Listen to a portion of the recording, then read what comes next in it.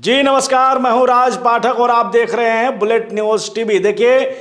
Purnia Lok Sabha seat याद होगा आपको, 2024 लोकसभा चुनाव में खूब चर्चा में आया था, क्योंकि यहां से जो कांग्रेस के नेता थे और वर्तमान में जब चुनाव जीतते हैं तो निर्दलीय सांसद पप्पू यादव की वजह से वो सीट, पूर्णिया सीट जो है वो खूब चर्चा में आती है। और उसका कारण ये होता है कि वहां पर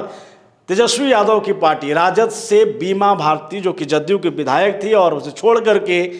राजद में शामिल होती है और वो वहां से चुनाव लड़ती हैं। उसके बाद जिस तरीके से तेजस्वी यादव पप्पू यादव को हराने को लेकर के बयानबाजी करते हैं, जिसका सीधा फायदा पप्पू यादव को पहुंचता है, और परिणाम ये आता है कि जहां पर पप्पू यादव पूर्ण बहुमत से वहां पर जीतते हैं लाखों वोट से, वहीं पर जो राजद के प्रत्याशी होती हैं उनकी शर्मनाक हार होती है, यानी बीमा भारती की शर्मनाक हार होती है। और ऐसा उम्मीद शायद ही कोई कर रहा होगा कि राजद जैसी पार्टी, जो कि एनडीए जैसे बड़े दल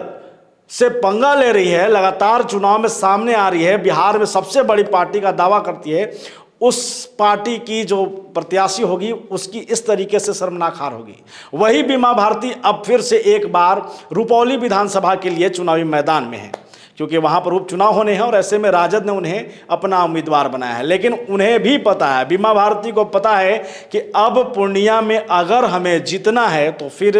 हमें जो है वो साथ पप्पू यादव का चाहिए। बगैर पप्पू यादव का चुनाव जीतना उन्हें असंभव लग रहा है, और इसी के लिए राजद से टिकट लेकर दौड़ी दौड़ी वो पप्पू यादव के दरबार में पहुंचती हैं, पप्पू यादव से मिलती हैं और ये कहती हैं कि पप्पू यादव का अगर समर्थन हमें मिलेगा तो फिर हम चुनाव जीत जाएंगे। आपको जानकारी है कि वो विधानसभा का लोकसभा चुनाव में जितने भी प्रत्याशी जीत कर गए हैं या हारे हैं, उसके बाद जो है लोकसभा चुनाव में जीतने के बाद वहाँ का सीट खाली हो जाता है और वहाँ पर चुनाव होने हैं। ऐसे में जो कई सीटें सामने हैं, जिसमें जीतन राम मांझी हैं, सुधाकर सिंह हैं, वहीं